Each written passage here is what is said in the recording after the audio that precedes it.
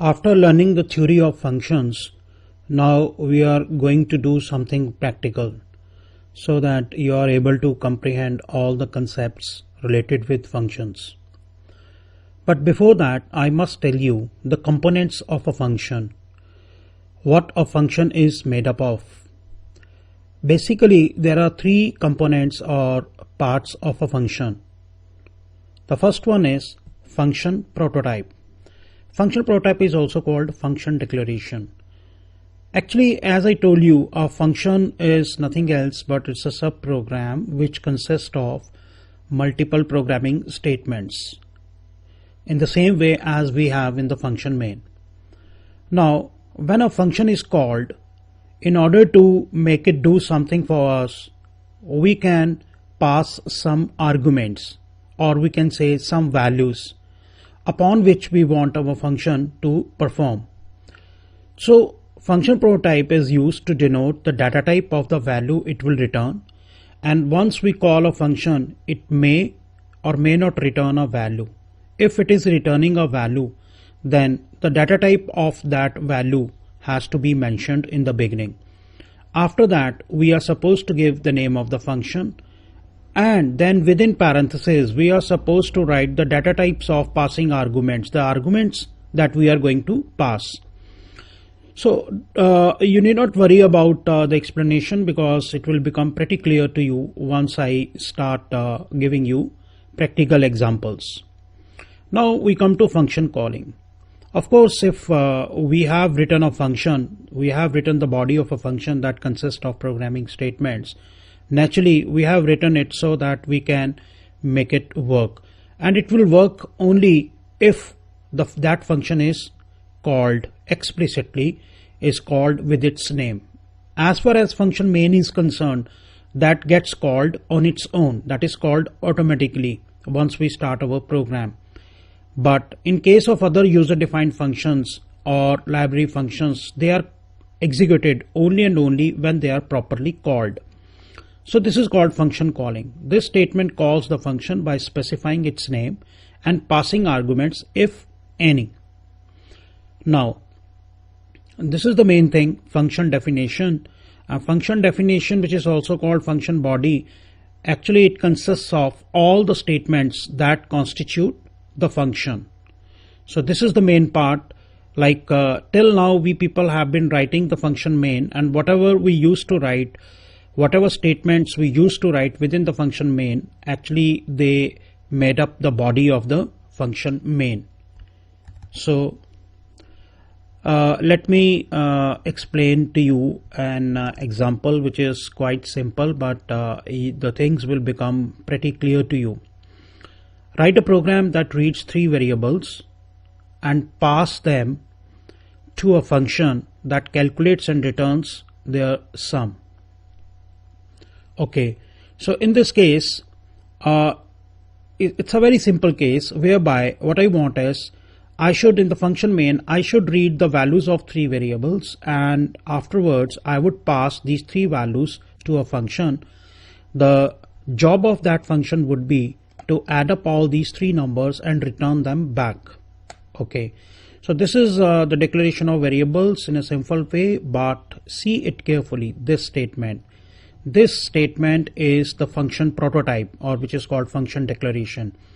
As I have told you earlier, the function prototype is written like this. First, we are supposed to give the data type of the returning value. If any value is going to be returned by this function, that has to be mentioned here. Okay, so in this case we are going to return from this function sum FNC, we are going to return an int value, because that value is the value which would be containing the sum of all these three numbers. So I am preceding my function name with int. Sum FNC is nothing else but this is the name of the function, because it happens to be the user defined function. The name could be anything, but it should be well within the naming conventions that we had studied in our earlier lectures. So within parentheses I have written int comma int comma int. What does it mean? It means at the time of calling this function, we would be passing three arguments, first, second, third. All these three arguments, they will belong to the data type int. Just an example, it could be these data types and return data types, they would be as per your requirement. So in this example, we are going to pass three integer values. The function is going to return their sum, which will of course be an integer. So this is the, again I will explain it, this is the data type of the value which is going to be returned by this function. This is the name of the function, and within parentheses I have given the data types of the arguments which are going to be passed. So all the three arguments which I am going to pass, they happen to be int in this example. I should make one thing clear, that the function prototype is not supposed to do anything. It does not do anything. It is just mentioning about the overall, you can say, sort of formula of the function. What is going to be done by this function? What is going to be its name? No control is being transferred to any place, and nothing is going to happen.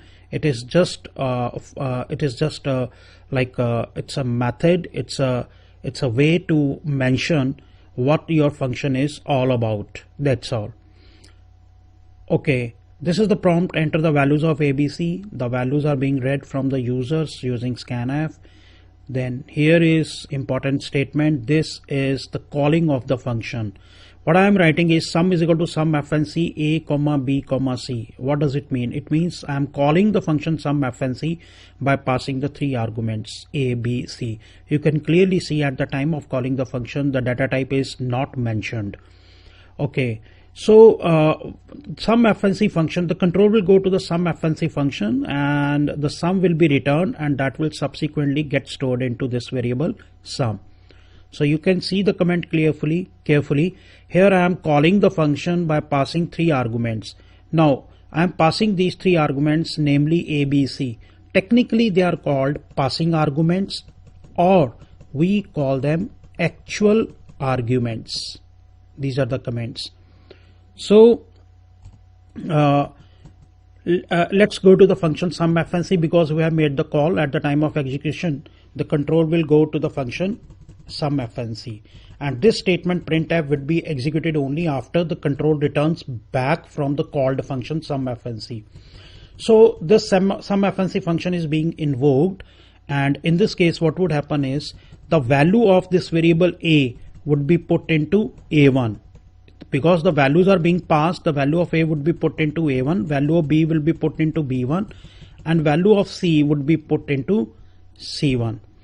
So these are a1, b1, c1 in this example. These are the variables which are actually gathering the values of the passing arguments. The value of a would be put into a1, value of b will be put into b1, value of c will be put into c1. And note it down that these variables a1, b1, c1 here, they are called formal parameters.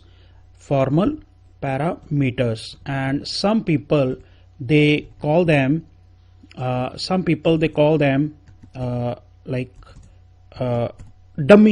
parameters also, right? So once you can see the body of this function. Here we have got the curly braces block. This happens to be the body of the function, definition of the function sum fnc.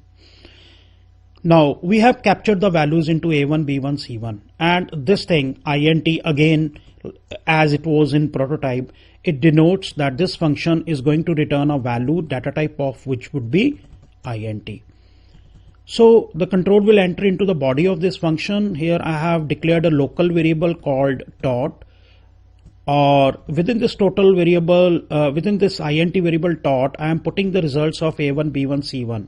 Again I repeat it, right now a1, b1, c1, they are containing the values which were contained in abc. Because these values have been passed into these formal parameters a1, b1, c1, right now a1, b1, c1, they are containing the same values as a, b, c of the calling function. So total will be put into this variable tot, and that will be returned back. See carefully, return is one of the keywords of C language. And as I have told you in one of my very early lectures, that A keyword or a reserved word is the word which cannot be used for naming variables or function names or array names. There are 32 keywords in C language. So return tot is going to return the value that will be returned to the place where this function was called from. As you can see, this function sumFNC was called from this location. The control went into the body of sumFNC, and after adding up these numbers, return statement is returning the value, and of course this value will be returned and that will go and get stored into this variable sum. Now the control has again gone back to the calling function, and after that this statement, printf statement, would be executed and sum will be printed. Let me execute this program. I'm going to read the values. Okay, and this is the output.